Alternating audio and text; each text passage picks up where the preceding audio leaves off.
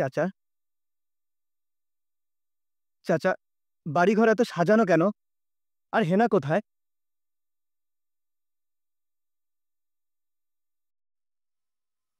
চাচা, কথা বলছেন না যে?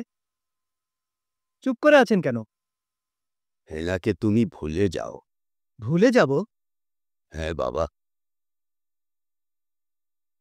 বাংলা সিনেমায় শুধু নয়, হেনারা সারা দুনিয়া জুড়েই হাজারো বাপ্পারাজের মন ভেঙে বারবার চলে যায়, সুখের ঘর করে, শান্তির সংসার করে। কিন্তু প্রশ্ন হচ্ছে, হেনারা কেন চলে যায়? কেনই বা হাজারো প্রেমিকের মন ভেঙে যায়? প্রিয় দর্শক, আপনারা দেখছেন দ্য বঙ্গিয়ান, আর আজকের এই ভিডিওতে আমরা জানার চেষ্টা করব তার কারণ। তো চলুন শুরু করা যাক। হেনাদের চলে যাওয়ার কারণ জানতে হলে প্রথমেই জানতে হবে প্রেম কি।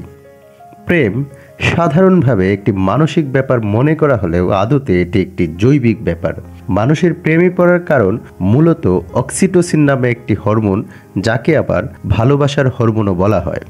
এই হরমোনটি বিশেষত নারীদের প্রজননের সময় অনেক বেশি নির্গত হয়। এই অক্সিটোসিন হরমোনটিকে আবার নিয়ন্ত্রণ করে ডোপামিন নামে আরেকটি হরমোন। প্রেমে পড়লে যে আপনার ভালো লাগে, প্রেয়সীর হাসি যে আপনাকে আনন্দ দেয়, তার একটু স্পর্শ যে আপনার শত যাতনাকে শীতল করে, তার কারণ এই হরমোন। এই হরমোনের তাড়নাতেই বাপ্পারাজরা বারবার হেনাকে খোঁজে। আবার অন্যদিকে হেনারা যখন চলে যায়, তখন আক্ষরিক অর্থেই বাপ্পারাজরা অর্থাৎ প্রেমিকেরা খুবই কষ্ট পায়।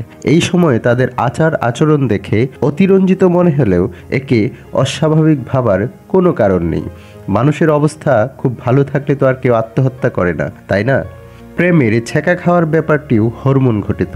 প্রেমে ছ্যাঁকা খেলে মানুষের শরীরে কর্সিল নামে এক ধরনের হরমোন বাড়ে, আবার অন্যদিকে ডোপামিন কমে যায়। অক্সিটোসিন, অ্যাড্রেনালিন নামক হরমোন কমে যাওয়ার কারণে মানুষের অনিদ্রা হয়, শরীর উত্তেজিত থাকে, দুশ্চিন্তা হয় এবং একাকিত্ব অনুভব করে, যার ফলে মানুষ ডিপ্রেশনে পড়ে যায়। যারা এখান থেকে ঘুরে দাঁড়াতে পারেন না, তাদের পরিণতি হয় ভয়াবহ।